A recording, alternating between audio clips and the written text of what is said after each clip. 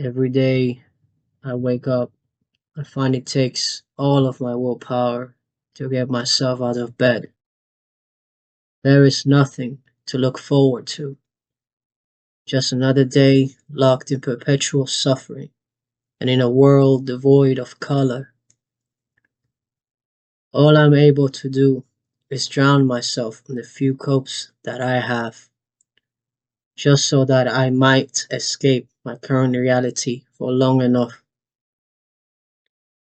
thus minimizing my suffering until my next eventual respite, which is only provided by sleeping.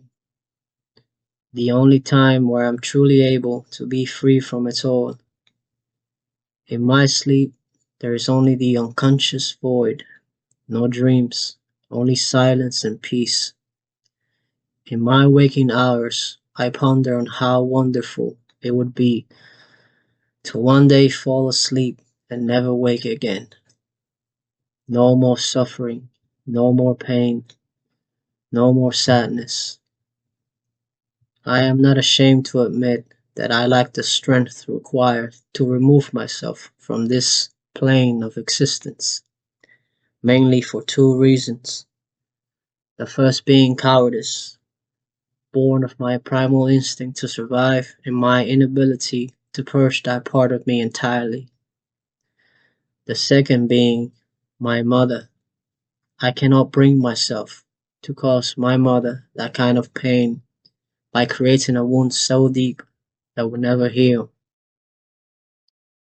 My mother has been the only person to love me unconditionally, despite everything, including all of my faults, all of my failures, and shortcomings. She is also the only person that hasn't given up on me, and perhaps never will. I cannot put into words how much it all means to me. It brings some balance to the scales that govern my life.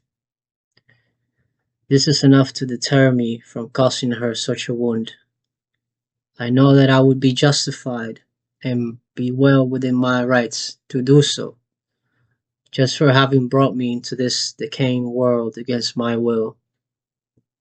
Perhaps one day, when my mother is long gone and I am able to overcome my cowardice, I will be able to take the final step and remove myself from this plane of existence so that I may suffer no more. Should death claim me before then, however, whether suddenly or unexpectedly, I would gladly welcome it, and just hope for the pain to be as minimal as possible or altogether absent.